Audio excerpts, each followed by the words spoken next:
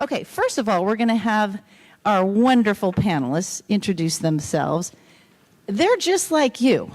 They've been in your shoes. In fact, two of the three have been sitting out in the audience in the past, and now they're here to speak to you because they've done the downsizing dance and they've survived, and they're here to tell the tale. So, Carol, why don't you tell us who you are, where you lived before relocating, how long you lived there, and then where do you currently live and how long have you been there? Right. Okay. Well, good morning. I moved to Lafayette 50 years ago, yet last year, with my husband and small children. We were looking for a home, our forever home at that point. We didn't know this area very well because we lived in Marin County. But we found a home we loved, and we were there. I was there 50 years. I lost my husband a while ago. But now my children are in their 50s and still love coming over to the home. This particular situation of moving and downsizing, I wasn't born a mover and a downsizer. Some people I know move every few years. They love it. They love meeting new people, all that. No, 50 years for me in that house, and I never really wanted to leave until things began to change, and we'll talk about that later. But I'm now living in Byron Park. It's a local active senior living community, and I've just been there for 4 months now. My present house is pending, and we're in process of a sale. So I have mixed feelings about that. It's hard to leave, but now I've been living in Byron Park and settling in there and enjoying a different chapter of my life there. So nice. Thanks, Carol. Lovely. Jack, who are you? Where did you live, and where do you live now, and all those other good things? Okay. Well, I also had been in a house for 50 years. It was a 4-bedroom, 2-bath house in Citrus Avenue in the Woodlands in Walnut Creek. In February of 23, I sold my house in February, and then in July, I moved into a 2-bedroom, 2-bath condo in Cherrywood, which is in Concord on Treat across from De La Salle. If you know where De La Salle High School is, that's where Cherrywood is. Is that it? Is that sure. enough? That's great. Now, I should tell you folks who Becky is. So Becky is the daughter of Mom who moved. So it's always good. If you've been to these before when we've had our downsizing panel, we usually try to have one adult child, because how many of you here are thinking that one or more of your adult children might be helping you when you downsize someday? Do you think? You don't think? Nobody's going to ask their kids to help. Okay, I saw 3 hands. That worries me. I thought we had closer family units than this. Anyway, Becky helped her mom move, so she's going to share her experience through the eyes of her mom and through the eyes of the adult child too, because it's interesting, isn't it? Family dynamics, interesting. But yeah, so Becky, who are you? And tell us about like where Mom lived, how long, and all that good stuff. Hi. So my mother is 92, and she lived in Orinda for many, many years. And then in 2000, she moved to Rossmore, where she lived with my stepfather, and they lived there for 24 years. And she, almost a year ago, moved from Rossmore to the Kensington, which is in Walnut Creek, behind the Sprouts Shopping Center in Walnut Creek. And Yeah. Does that cover it? Sure. Yeah. Pretty much? Yeah. Yeah. Yeah. We're just kind of doing name, rank, serial number here. Sure. Okay. So, Jack, what would you say were some of the key factors involved in your decision to relocate? And maybe be as specific, those motivating factors.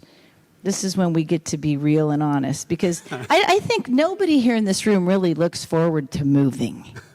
I mean, do we think it's going to be easy? No, it's not going to be easy. So we probably, most of us, try to avoid it at all costs. And we like our homes, right? So what were your motivating factors to make a change? I think in a word, cost. I had been in my house for about 8 years after my wife passed in 2014. So in the summer of 22, I had a water bill of over $250 because of all the watering of the lawns that I had. I had a PG&E bill of over $400 because of air conditioning in my 3-bedroom house. And I was paying $150 a month to have my lawn mowed and shrubs trimmed. And that's when I decided I really didn't need a 2,000 square foot house by myself.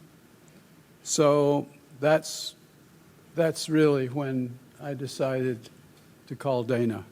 Got it. And there's no other reason. You were financial, mostly. Mostly financial. Okay. Because, I mean, when people usually call me or, other realtors, I think it's because the home has become either a financial or physical burden.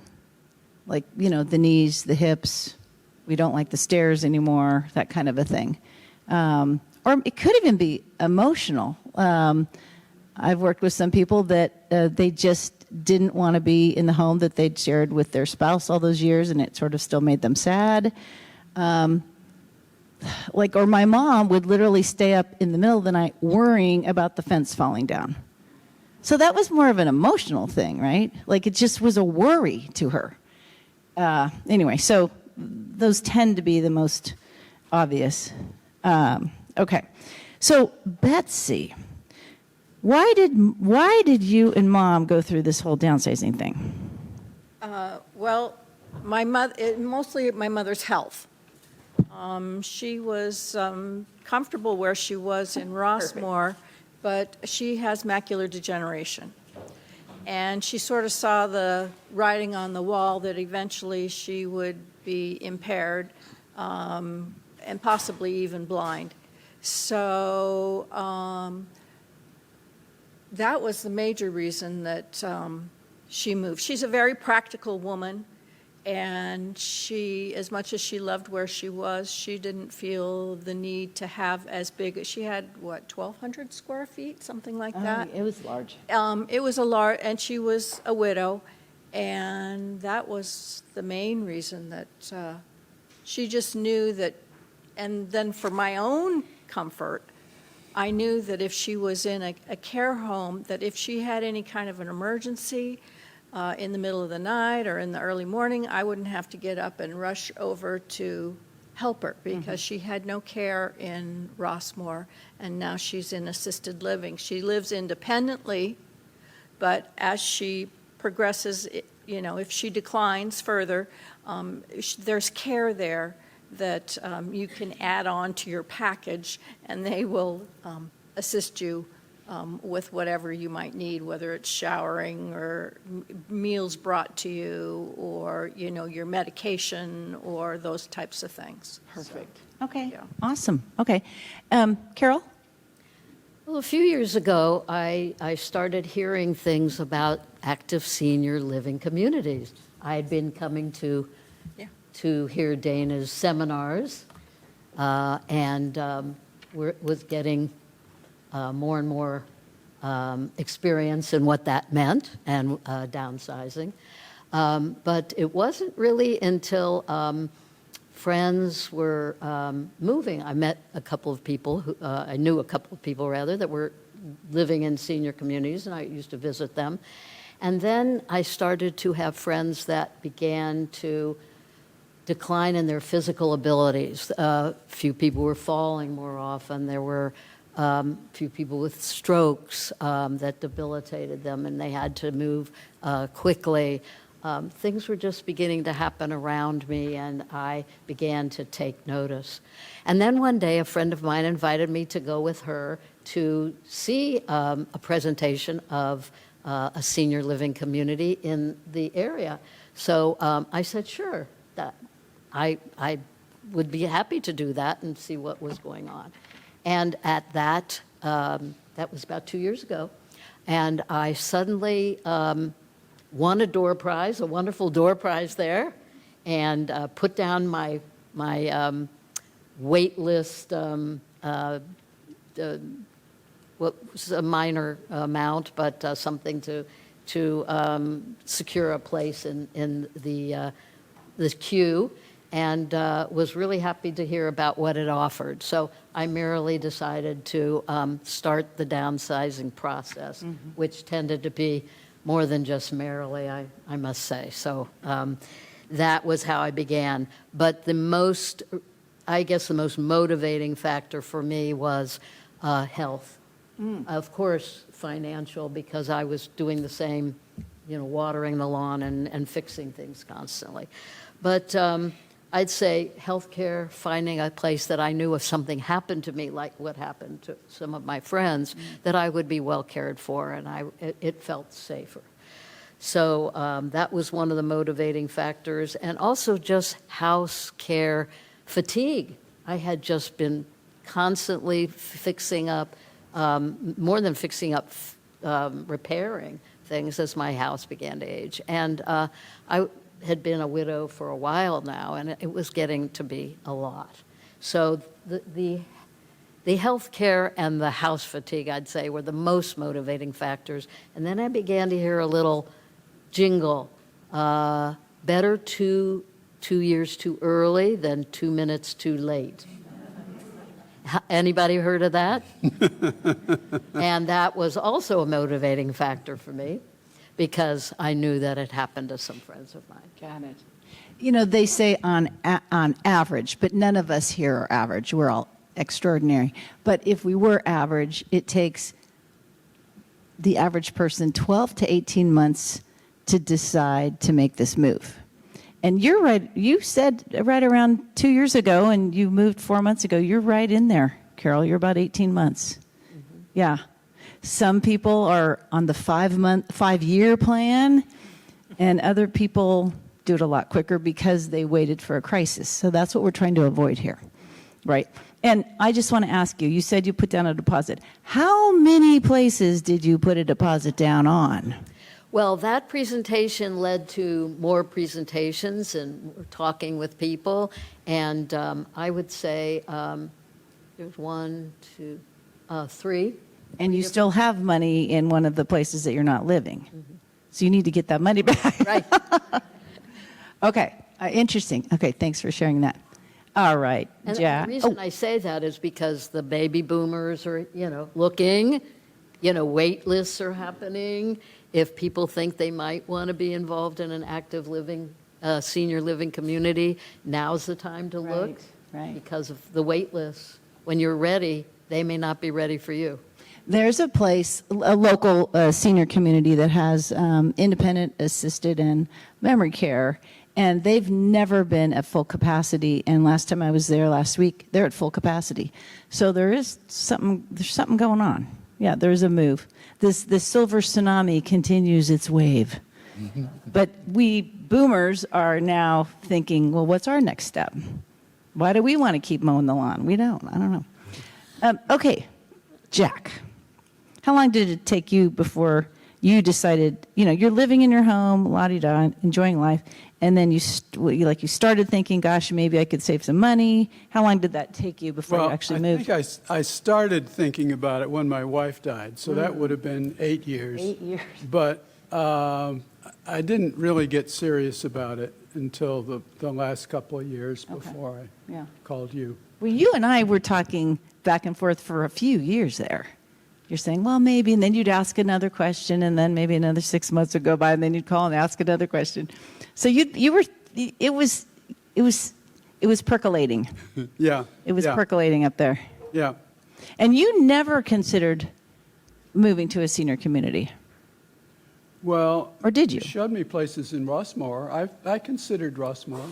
So, okay, Rossmore's independent, and then the senior living communities that are like have more assistance. No, I never considered assisted living because that wasn't my, I still don't think I'm ready for assisted living, but who knows? The only thing Jack said when we were looking at homes for him, I said, now what do you have to have? There's one thing. I swear you didn't care about anything else. What was it? It starts with a G. He had to have his garage. Now, well, You did. Because he's a putterer. He makes There's- things, he fixes things. Had to have his garage.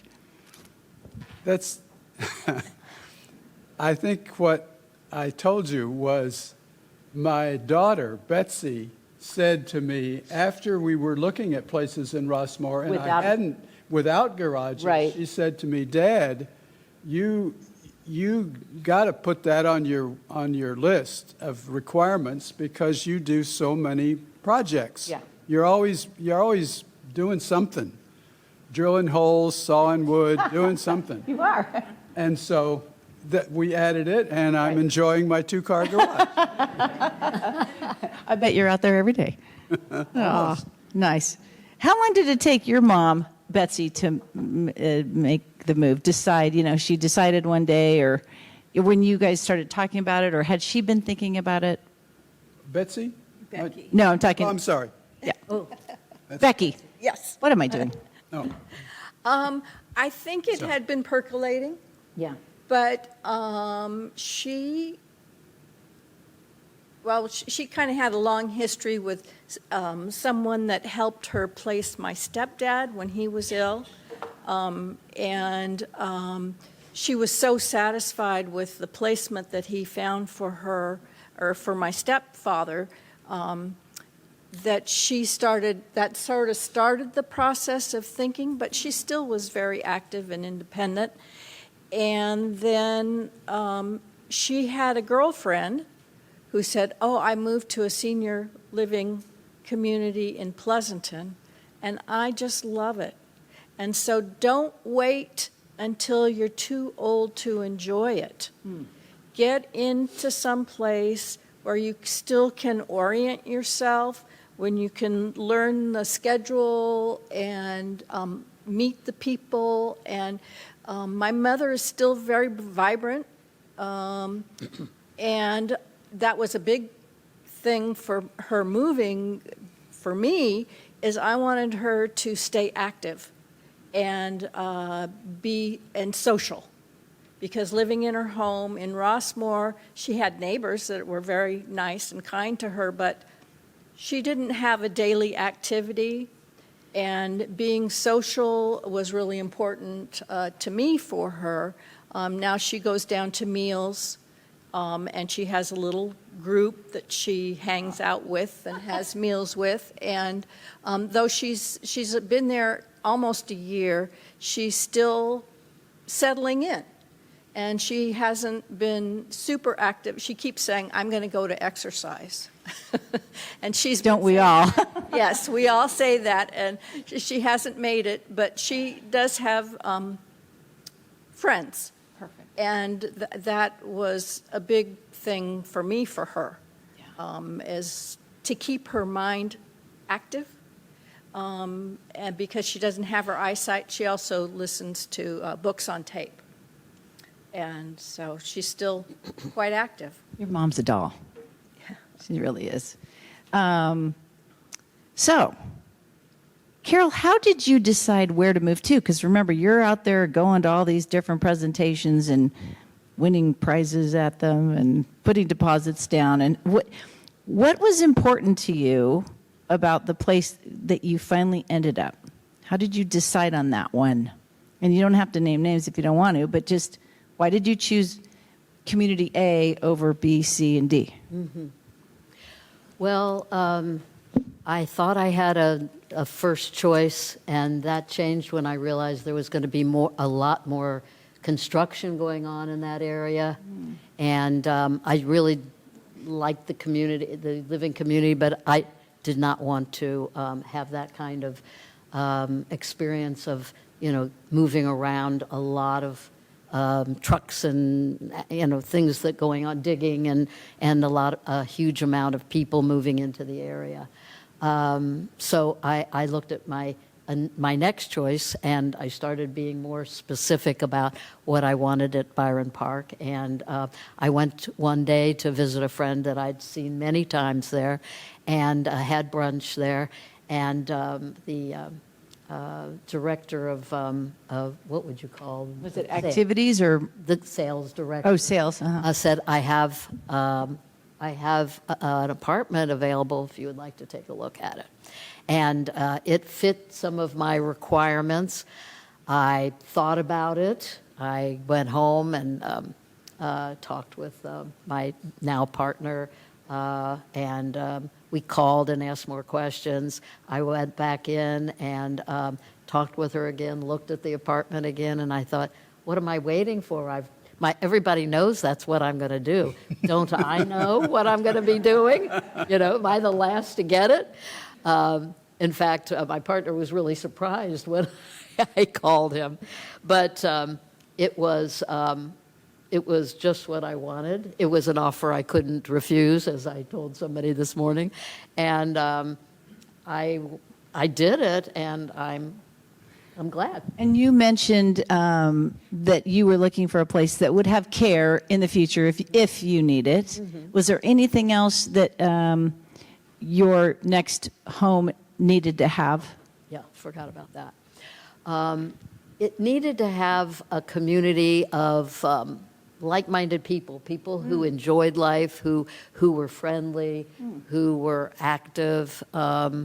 Not necessarily that they could get around physically that well, because a lot of us weren't at that point, but a lot of people were. Activities that I could enjoy, that I could also still be in as an independent person and enjoy my activities and friends and family outside of Byron Park, and feel free to be in that community as well. Right. I know you were kind of torn too, because for a while you were hoping to move, with your honey somewhere, and then that didn't work out for various and sundry reasons. But I know that was one direction, and then you kind of went a different direction. So, Right. Yeah, the plans were fluid. The plans were fluid. Well, he's still in process. Yeah. He comes up and visits. He lives should in a be here. different town. He should be here today. He comes often, and he participates, and he knows a lot of my friends here. Aw. So he'll come along eventually. But he knew I was going to end up doing it first, because I started much earlier, and he was like, I love my home. Got it. I'm not, I love my community. What am I doing? And Jack, other than the garage, how did you decide where to move? You mean, was it like locale? Did you need to be close to family? What else was important to you about the next place you It was decided? kind of between Rossmore and a condo somewhere. And I just happened to like the one that you showed me in Cherrywood. Mm-hmm. It seemed to meet my requirements. It was definitely smaller. It's 1,300 square feet versus 2,000. It had room for a lot of my stuff. And I don't know of any other particular have-to-haves. It's just I wanted to be downsized. I thought a lot about Rossmore, but I didn't like the high monthly fees. And I don't play golf, I don't play tennis, I rarely go to a swimming pool.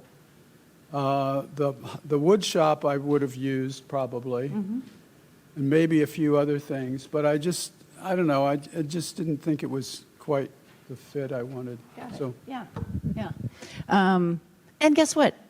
There's adult community workshop classes people can take too, So, And Becky, when you and Mom were thinking and you were working with your placement advisor, what were the deciding factors on where to move? What was important to your mom and you? Well, certain things I wasn't even really aware of. We looked at, well, we were given a list of what Brian thought was appropriate for my mother. And then after he met with us a couple times, he decided, no, these two places are not active enough for what you need. So we had a list of 4 places to go visit.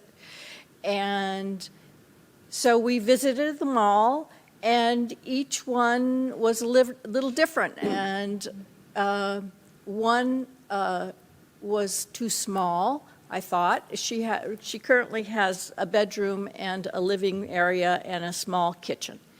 And the one thing that I was kind of unaware of is that one of the places we walked into, and the kitchen cabinets were all brown. And she says, I can't see. And so we checked that one off the list. Then we went to another one, and their whole living area, community living area, was all brown. And again, she says, I can't see. And so when we walked into the place where she currently is, the kitchen cabinets were all white. And it looked just like the kitchen she had, or had in Rossmore. And so that was a big deciding factor that I didn't even consider. And it's a lovely place because it was similar to her Rossmore home. She lived on the 2nd floor, and she had lots of trees that she was kind of perched in. And so this apartment has trees. She's on the 2nd floor, and it just kind of felt like home. I mean, much smaller, obviously, but you got to look at them. You got to go visit and have a meal there and look at the community. Is this someplace I would feel comfortable? I'm wondering, did you and Mom and you, Carol, when you had meals, were you ever seated with, or did you ask to be seated with some of the residents? Were you? Yes. Yeah? Yes. Was that helpful to talk to them? Was it helpful to talk to some yes. people you didn't know? Yes. Yeah, because they have nothing to hide. They're going to tell you like it is, right? And the people who are the moving sales people there like to have you, enjoy as much of the community as possible so that you get a good feel about it. So they offer meals for people free of charge. Sure. Oh, yeah. That's always helpful. Almost any senior community is going to welcome you to come and have a meal. Go tour and have a meal, because the food part is important. I mean, that's one of the joys of living. Did you and Mom sit next to any residents? No. No. Okay. Interesting. Yeah. Okay.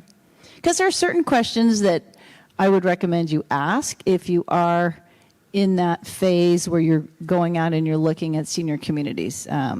Let me know. I've got a list for you in my Downsizing Made Easy workbook. So, Jack, did you have any concerns or fears about moving? And then after the move, were they well-founded, or were they sort of built up bigger in your mind? That's an easy one. Is it? Getting rid of my stuff. That was your fear? That was a fear. A fear, okay. That was a fear. Okay. Yes, because I knew how difficult it was. I had a 2-car garage that hadn't seen a car in 30 years. My wife had inherited a lot of furniture when her parents died.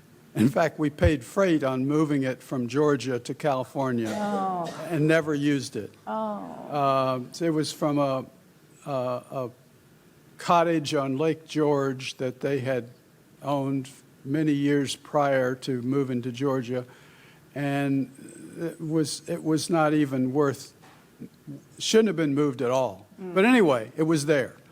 Plus, My wife never threw away a birthday card, a Christmas card. We had like 4 generations of color slides. Nice. I mean, I could go on and on, but it was just jam-packed with stuff. And I knew that I needed to get rid of it, but I also knew that it required sorting. We had newspapers. My wife would save headlines when there was like 911 and earthquakes and, you know, big events. We had to save the newspaper. So I knew that that would be a big problem and it would require a lot of decision making. And my children, of course, always offered to help me with that, but I resisted because I had seen a lot of episodes of hoarders, and I knew that that never works out well. So I didn't want that. Interesting. Okay. He's speaking to you right there. Carol, were there any concerns or fears on your part? And now that you've survived, were they founded or unfounded? Absolutely. Fears weren't just physically getting out of the house. Fears were about how I would move into this next chapter of my life. And at first I thought, how am I going to ever get a 4-bedroom, 2.5-bath house into an apartment in a senior living community? Well, obviously I wasn't. So there was a lot of work ahead. And I was fearful if I could do that. And I didn't want to involve my children. My 2 sons lived in the Bay Area, but I really didn't want them to be having to come over and make decisions. I really decided on my own how it was going to go. And every time they came over, I had a table with certain things on it that I knew I wasn't going to take with me and said, look around, see if you want this, if you want that. And I just kept putting things out. And they don't want any of that stuff. Get over it. They're not going to want that stuff. The china, the extra glass, all that, no. But they were willing, my son was willing to take the big ladder, the shredding machine, Useful thing. 1 or 2 other handy tools and things like that. That was... So they didn't want anything sentimental. They wanted practical things. Yeah. I like it. Yeah. But I was really worried about that. I was also worried about, was I too young? Was it too early? I'm in my 80s. I don't think I'm too young. I could fall and have a real problem No. anytime. But we're not. I have fallen. Okay, I have fallen. So I think that those were my major fears. Maybe a little bit about money. Would that carry over the rest of my life? I didn't know how long I would live, and I know women in my family lived a long time. So, but now I am settling in, and I'm having a wonderful time with the activities, lots of different activities that I'm interested in, and making new friends.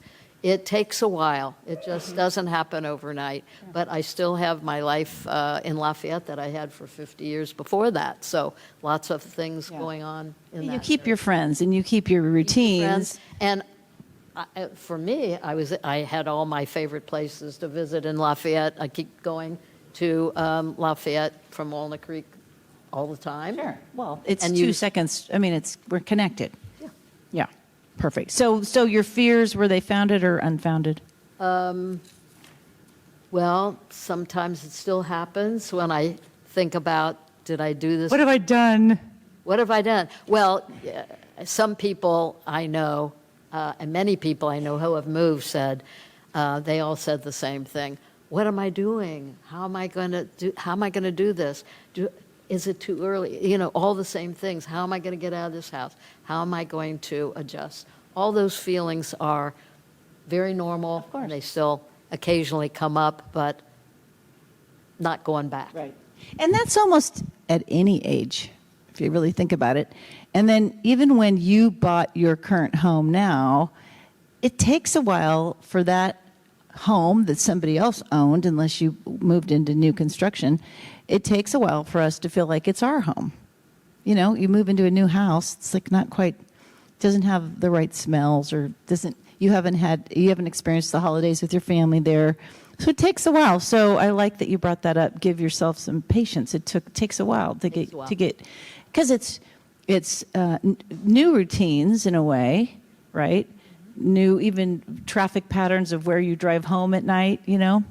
I bet you've caught yourself maybe driving home the old way, you know. I mean, I've even done that. That the other day. Yeah, see, I've even done that. Going in the wrong direction. You're on autopilot. So it just takes a while. You got some new friends. You're dining with different people. You're used to, I've shared this before with you, but I've done focus groups at senior communities, and I've gathered together people that have moved there, some that are new and some that had lived there for a while.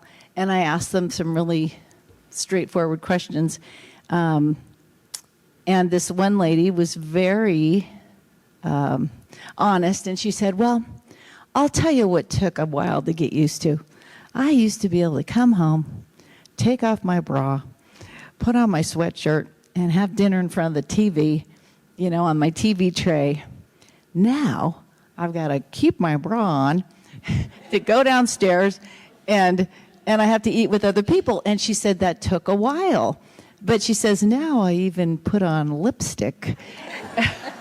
And she said it took about 90 days for her to realize that, wait a minute, I really enjoy going down and dining with others, because eating is a social event.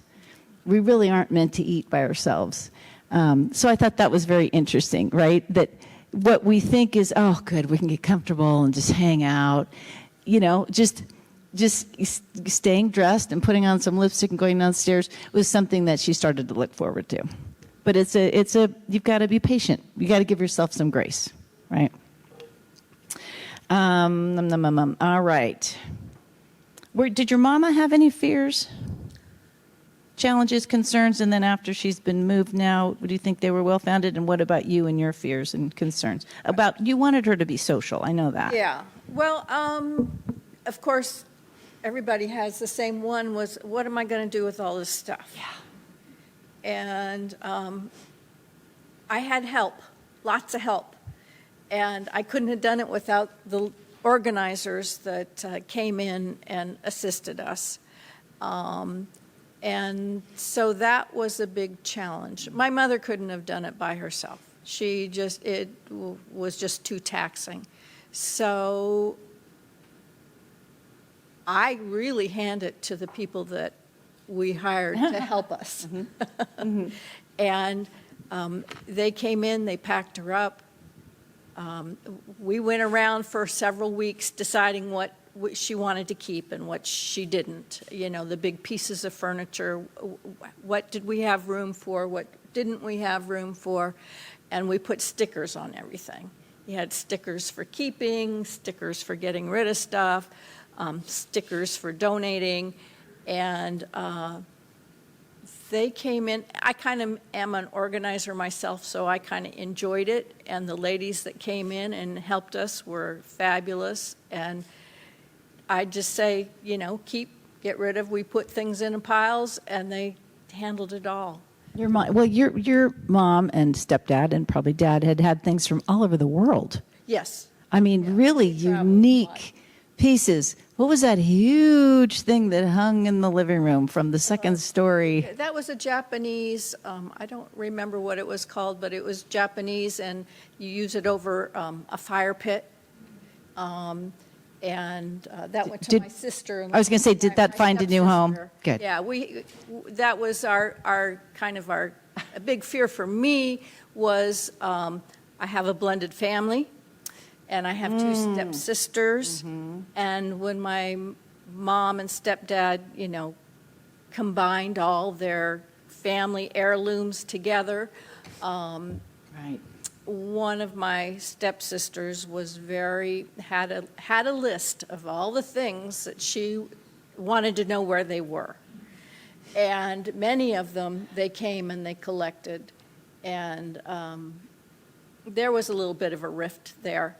But because my mother took some of the things that she had lived with for the last 40 years with my stepdad, and she kind of felt that was community property, not one side of the family or the other. So it all worked out in the end, but that was a challenge for me. Oh, interesting. Okay, so that was a concern. Yeah. But it's worked out in the end. Yeah, it's Okay, worked out good. well. They So you're still have going to their be getting names together on for things. holidays? Is that, you're still going to get together for holidays? Good, good. Yeah. Phew, all right. Yeah. Okay, were there physical challenges, Carol, in relocating? How did you handle it? Did you get help? I think you had help with some organizer, move managers, movers, right?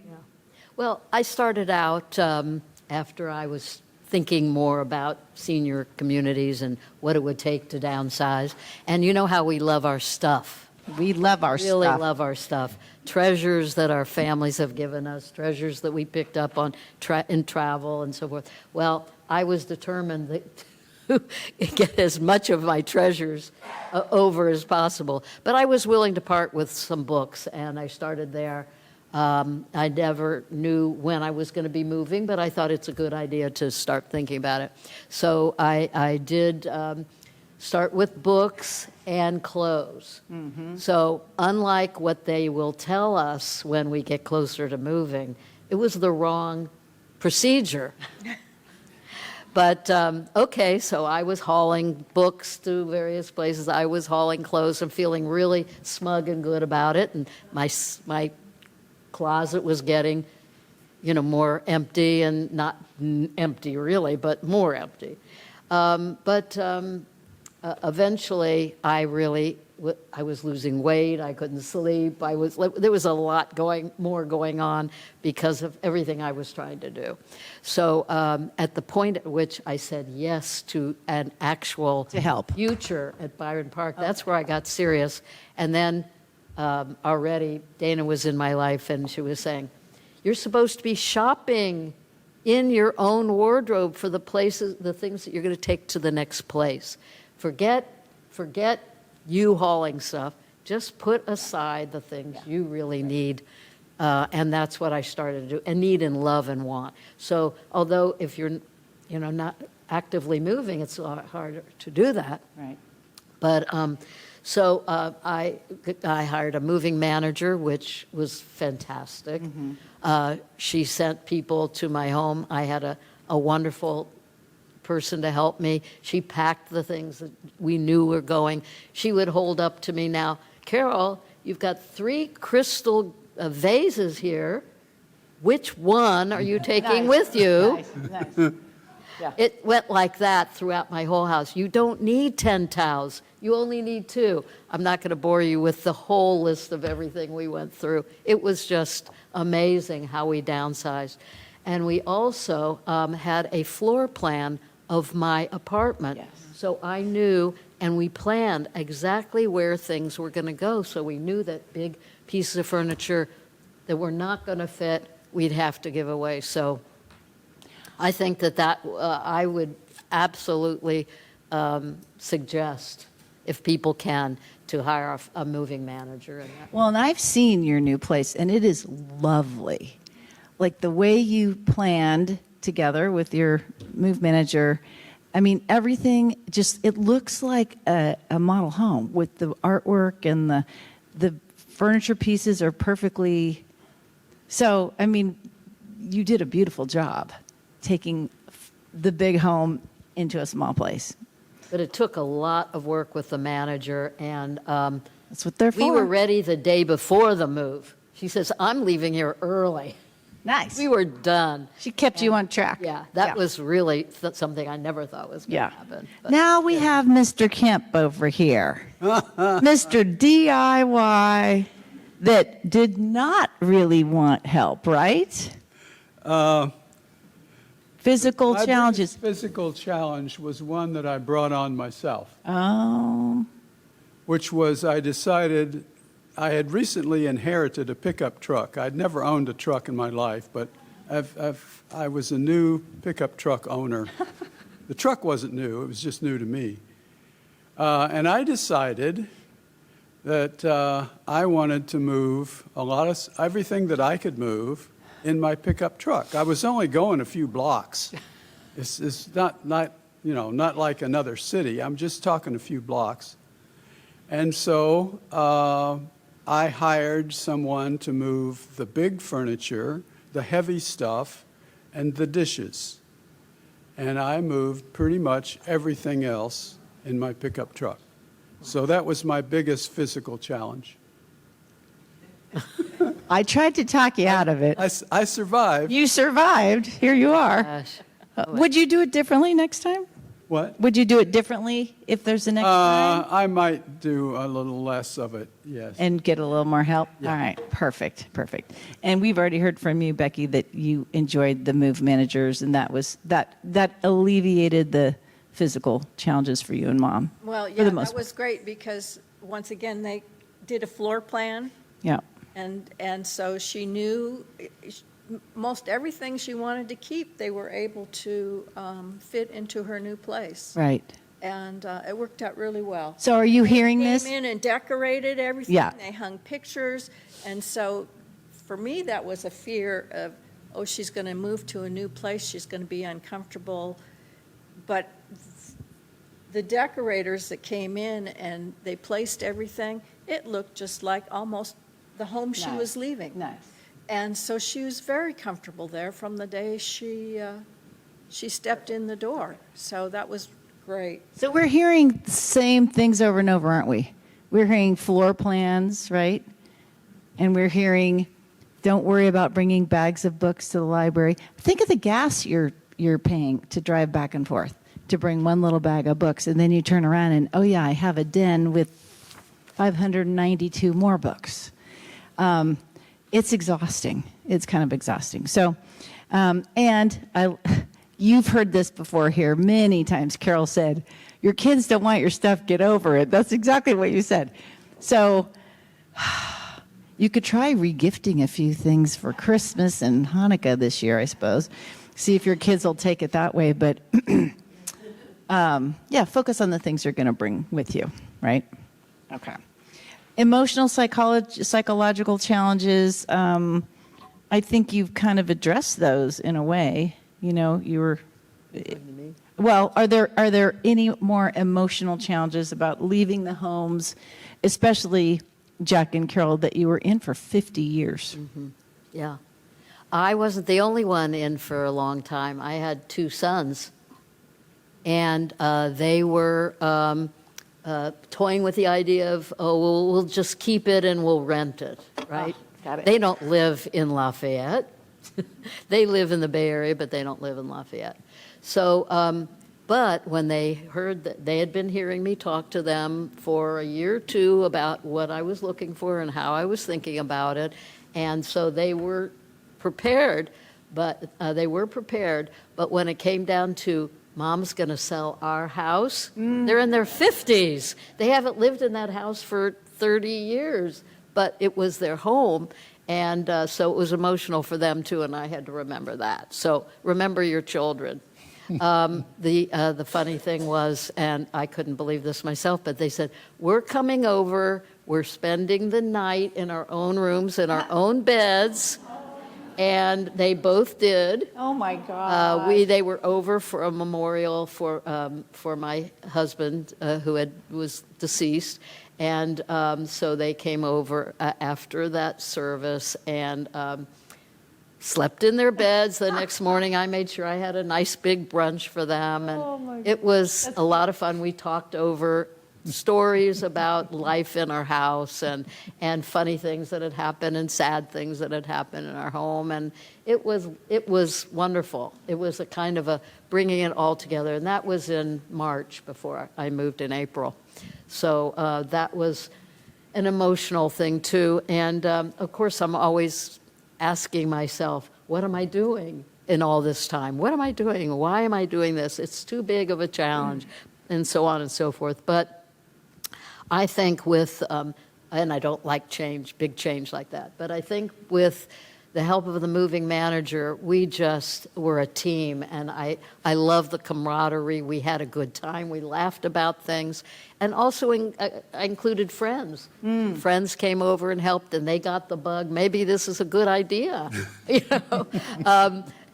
Neighbors stopped by, and some of my neighbors took my gardening tools. It was hard to leave my lovely garden that had just been done a couple of years before in drought-tolerant plants, and that was really, really hard to leave, and I had an attachment to that. I do have some of my plants, though, on my deck. Good.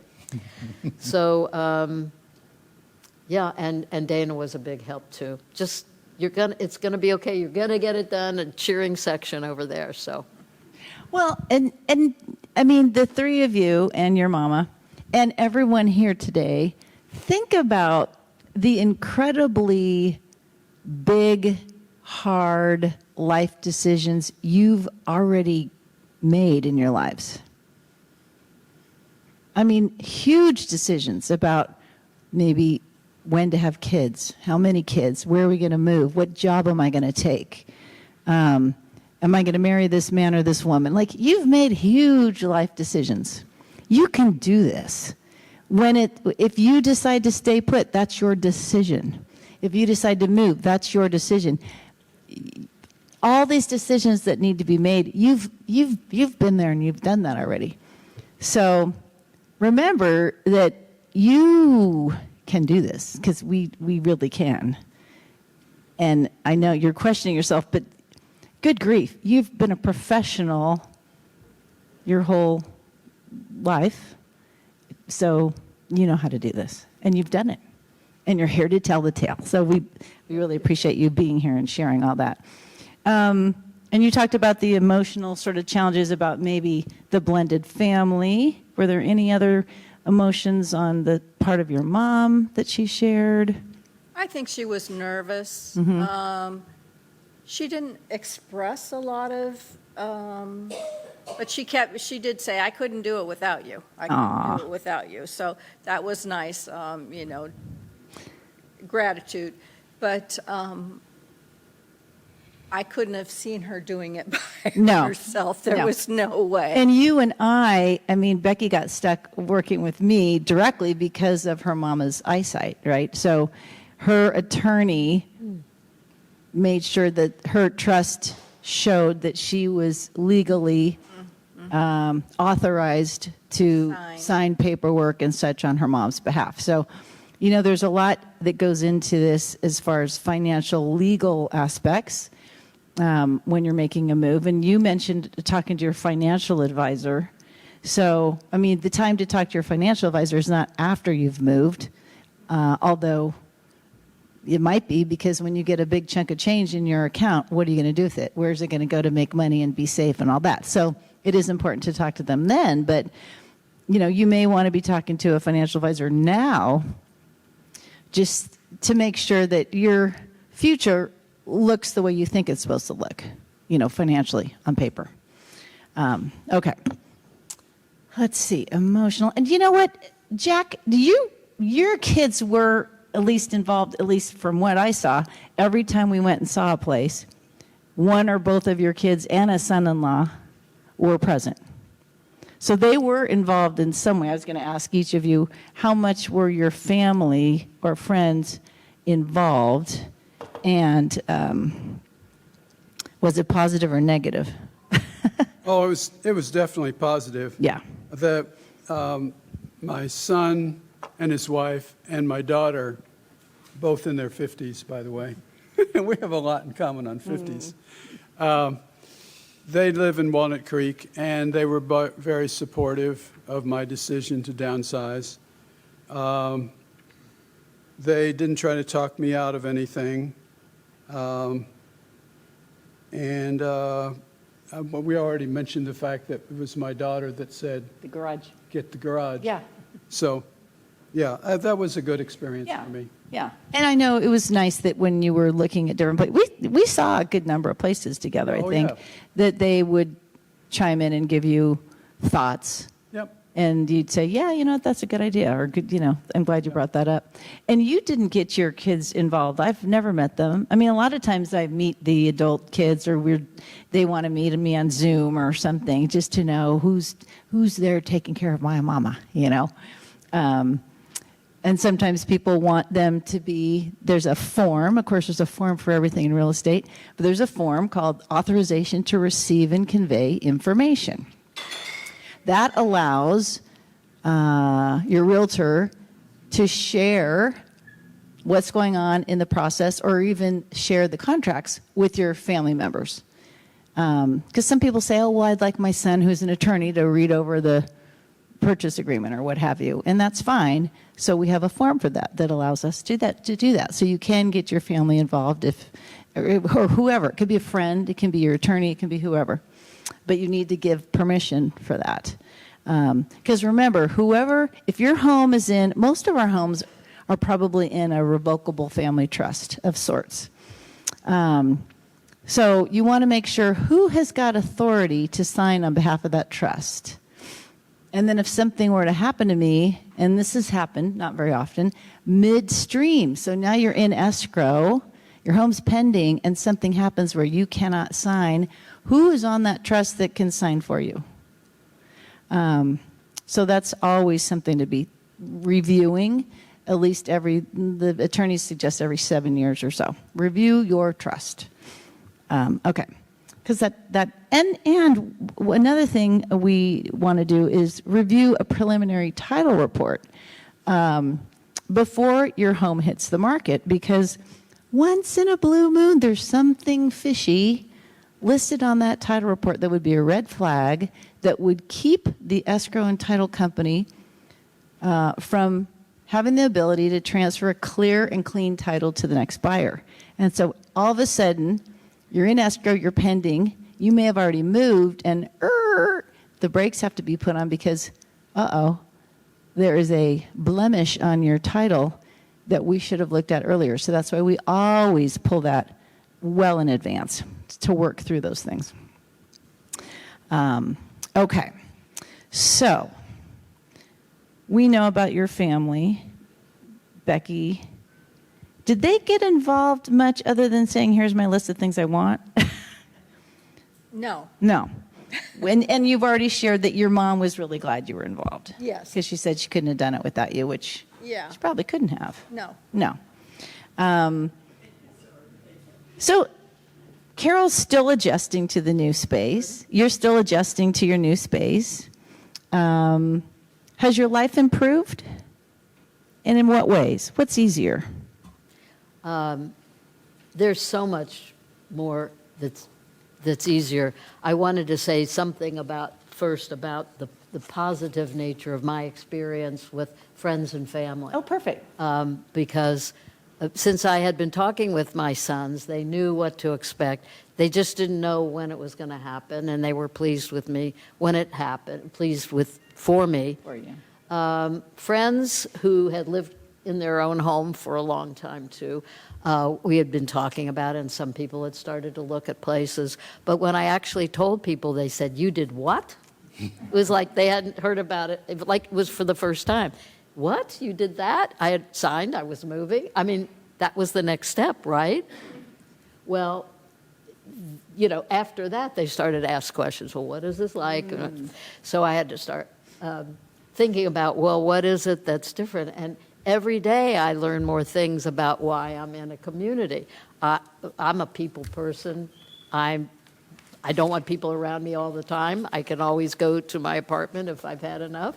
But I'm enjoying that. I have a lot of activities I can participate in if I want to. I go to exercise classes. I go to lots of different speakers, and I made some jewelry in a jewelry shop. There's just endless things to do. There's events happening, people coming in to musically and artistically. It just doesn't stop. Every day you can see something is going on there. And when you start to talk with people and you learn, they have amazing lives and amazing histories. And it's fun to learn about them too. Plus, I don't have to be going to the grocery store so much. I have hardly cooked anything at all. It's wonderful to have somebody come in and say, I'll take your sheets and towels now. That happens every week. Nice. Somebody cleans my apartment. Doesn't take her any time at all. And I'm free to just walk out the door and that. I feel a lot freer. Where is it? It's a assisted living. It's assisted and independent living community locally in Walnut Creek, Byron Park. Byron Park. So they do a lot of the But they all do this. They all do this. So they all have laundry service, and they will prepare your meals. Most of them have a bistro, so if you get hungry in between meals, you can go and have a little snacky or a latte or something. They all offer transportation. They all offer some sort of activities, but if you are zeroing in on the fact that your future might involve moving to a senior living community, whether it's more independent like Rossmore, that's sort of its own little ecosystem, or one of the other senior communities that could be independent assisted, just independent, just assisted, or assisted in memory care. They all have different versions of that, and they all offer slightly different things. You're going to want to ask, like you've mentioned music and art, and that's important to you. I mean, I can tell because Carol has amazing artwork in her home. It's just beautiful. I'm like, I just drool over that one piece over your dining table. It's just gorgeous. So that's important to her. But whatever's important to you, you're going to want to make sure that that next place you're moving has that available for you in some way, shape, or form. Or, transportation, I think, is important too, because at some point, like for instance, your mama, if she loses, she can't drive. No. She cannot drive. She has to rely on transportation. So if she wants to go, Me. oh boy, but her community offers that too. Yes. If she wanted to pop over and have a meal somewhere with a friend, or Yes. or go to CVS, they're going to drive her. Yeah. So you have black tie, transportation at your disposal at all times. That sounds really good. The cleaning part and the laundry sounds really good to me. That's really nice. Really good to me. It's a nice Yeah. service. Yeah. Is there anything easier with your life, Jack? Anything easier, Oh, anything easier? in my positive life? about moving? Did your bills go down? I was going to say, it comes back to cost. I enjoy the lower utility bills, not having to deal with, in my condo, they cut the grass, they prune the shrubs. Right. There is a monthly fee for that, but it's still, it's reasonable, Yeah. I would say. So, yeah, I'm happy with that, and I'm happy with my place. Awesome. And your mom is probably, what has she found easier? She said to you what she finds easier? Oh, yeah, well, the housework, she doesn't have any of that. She doesn't have to cook or go to the grocery store. She only eats 2 meals a day because the meals times are so close together that she'll go to breakfast and she goes to dinner, and then she has a little snack in her apartment. And, she can make coffee or whatever if she wants to, but she hasn't even done that lately. Aw.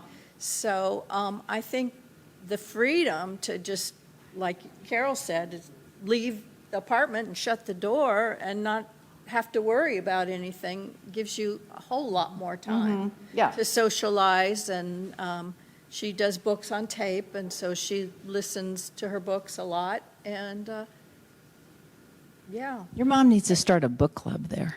Book club. They have a book club there, Nice. but we have to figure out whether they have They have a books book on tape or not. Yeah, perfect. Awesome. Aw. Okay. Well, you too can be up on this stage as part of my panel next year. So if you have any questions, let me know. If you want more information, let me know. Let's give these guys a big round of applause. We thank you so much for your time. You're a repeat offender, so thank you so much. And go have a beautiful day. We'll see you in, good grief, October. We'll see you in October.